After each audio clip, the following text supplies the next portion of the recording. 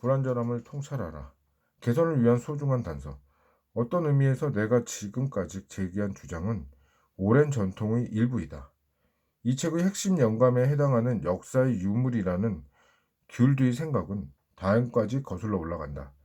다윈의 전설적인 저자, 인간의 유래는 몸의 털, 사랑니, 미골이라는 태화된 꼬리뼈 같은 몇몇 쓸모없는 또는 거의 쓸모없는 특징들을 연구하면서 시작된다. 그리고 자연이 이러한 전환점들은 다인의 주장의 핵심적인 것이다. 그러나 지금까지 인간의 마음의 불완전성은 진화의 맥락에선 거의 논의되지는 않았다. 왜 그랬을까? 내 추측으론 적어도 두 가지 이유가 있다. 평이하고도 단순한 첫 번째 이유는 인간의 인지 능력이 완벽하지 못한 것을 드러내는 것을 많은 인간들이 원치 않았다는 것이다. 왜냐하면 그러면 그것은 우리의 신념과 일치하지 않거나 또는 결코 매력적이지 않은 인간관을 초래하기 때문이다. 이것이 특히 인간의 행동을 서술하는 학문 영역에서 중요한 의미를 지닌다. 왜냐하면 인간이 합리성을 틀에서 벗어날수록 수학자나 경제학자들이 인간의 선택을 행동하는 선택을 산뜻한 방정식으로 포착하기는 그만큼 어려워지기 때문이다. 그리고 두 번째 요인은 창조론과 그것이 최근 변형인 직접 설계의 이론에 거의 불가사의한 인기에서 유래됐다. 진화론처럼 증거의 뒷받침에 튼튼한 이론은 그리 많지 않다. 그런데 많은 사람들은 이것들을 받아들이려고 하진 않는다. 오늘날의 갈라파고스의 제도에서 하루하루 고달픈 진화 연구를 통해 수집한 사실들에서 최근 완성된 다수의 유전자 지도를 바탕으로 밝혀진 분자 변화의 구체적인 사실들에 이르기까지 진화의 증거들에 익숙한 과학자라면 사람들이 이러한 지속적인 저항이 터무니없어 보일 것이다.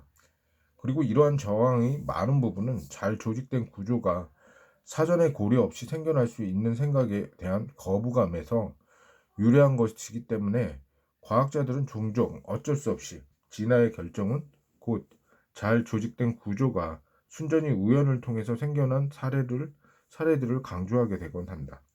이러한 강조는 진화와 같은 맹목적인 과정을 통해서 엄청나게 아름다운 체계들이 어떻게 생겨날 수 있는지 이해하는데 커다란 기여를 하였다. 그러나 이것은 다른 한편으로는 불완전함의 계몽적인 힘을 탐색하는 데도 큰 제약으로 작용하였다. 자연의 최고 걸작으로 연구하는 것 자체가 잘못된 것이 아니지만 걸작만 살펴서는 완전하고도 균형 잡힌 이해를 결코 도달할 수 없을 것이다. 그러나 불완전함의 가치는 단순한 균형을 훨씬 넘어서는 것이다. 과학적으로 볼 때 모든 클루지는 우리 과거에 대한 단서를 담고 있다. 거추장스러운 해결책이 있는 것마다 자연이 우리의 뇌를 어떻게 층층이 쌓아 올렸는지에 대한 통찰이 존재한다. 진화의 역사가 더 쉬운 기술들이 역사라고 말하는 것은 결코 가장이 아니다.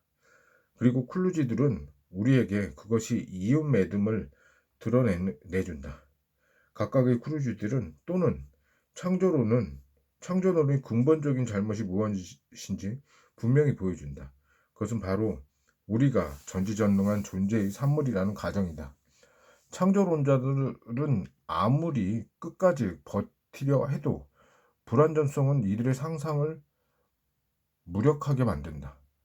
전지전능한 공학자가 완벽한 안구를 설계하는 모습을 상상하는 것과 바로 공학자가 게으름을 피우면서 어설픈 척주를 만들어내는 모습을 상상하는 것은 전혀 다른 일이다. 클루지 연구에서 또한 실용적인 측면도 있다. 인간의 특이한 상황들에 대한 연구는 인간의 조건에 대한 유용한 통찰을 제공할 수 있다. 알코올 중독자 갱생회에서도 말했듯이 인간은 개선을 향한 첫걸음이다. 인식은 개선을 향한 첫걸음이다. 우리의 어설픈 본성에 대해 더 많이 이해할수록 우리는 그것을 개선하기 위해서 더 많은 것을 할 수 있을 것이다. 자연주의의 오류를 피하기 위해서, 자연주의적 오류를 피하기 위해서, 불완전함을 통찰의 원천으로 간주할 때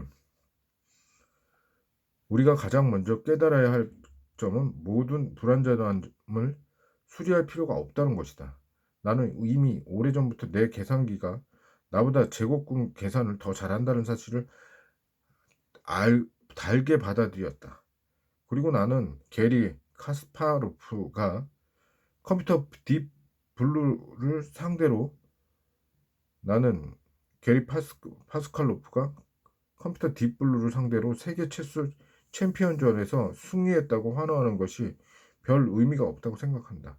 비록 지금은 컴퓨터가 체스나 사소한 추적 게임에서 우리를 못할진 몰라도 컴퓨터는 머지않아 우리를 이길 것이다. 19세기 말 기계와 경쟁한 존 헨리의 싸움은 당당했지만 뒤돌아보면 그것은 이미 진 게임이었다. 많은 면에서 기계는 우리를 능가하며 또는 결국 그렇게 될 것이며 우리 또한 이 점을 기꺼이 받아들여야 한다. 독일의 화학자 에른스턴 피셔는 기계가 점점 더 효율적이고 완벽해짐에 따라서 불완전함이야말로 인간의 위대함이라는 점을 분명해질 것이다 라고 사려 깊은 말을 말했다.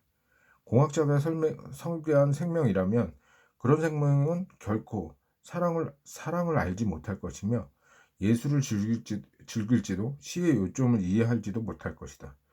노골적인 합리성 관점에서 보자면 예술이 창작과 감성을 위해 시간을 쓰느니 겨울을 위해 호두를 모으는데 시간을 쓰는 편이 더 나을 것이다. 그러나 내가 보기에는 예술은 우리 인간으로서 살아가는 즐거움의 일부이다. 우리는 기꺼이 애매함을 바탕으로 시를 짓고 감정과 비합리성을 바탕으로 노래와 문학을 창작한다. 하지만 그렇다고 해서 인간의 인지 능력이 모든 특이사항들이 찬양의 대상이 될 필요는 없다. 시는 좋은 것이지만 고정관념, 자기중심주의, 편집증, 우울증 등 긍정적이지 않다. 우리 생물학적 구석에 내재된 것이면 무엇이든 받아들이는 태도는 자연적인 것과 좋은 것을 혼동하는 일종의 자연주의적 오류를 범하는 것이다. 중요한 것은 명백히 우리 인지적 특이 상황들을 분류하여 무엇이 다시 검토할 것이며 무엇을 그대로 받아들일 것인지 결정하는 것이다. 예를 들어 일상의 대화에 담긴 애매함에 대해서는 크게 걱정할 필요가 없다. 왜냐하면 우리는 거의 언제나 맥락과 상호작용을 이용하여 대화의 상대방의 의도를 알아낼 수 있기 때문이다. 또한 우리가 아는 모든 사람들이 전화번호를 외우려고 노력할 필요도 없다. 어차피 우리의 기억체계는 그런 식으로 작동하지 않기 때문이다. 그리고 오늘날 우리는 우리 대신에 이 일을 해주는 핸드폰을 가지고 있지 않은가. 우리 일과 가운데 많은 부분을 위해서 우리 마음이 결코 모자람이 없다. 우리의 마음은 일반적으로 우리가 알고 잘 먹고 일자리를 유지하며 장애와 손상을 멀리하도록 제대로 작동하고 있다.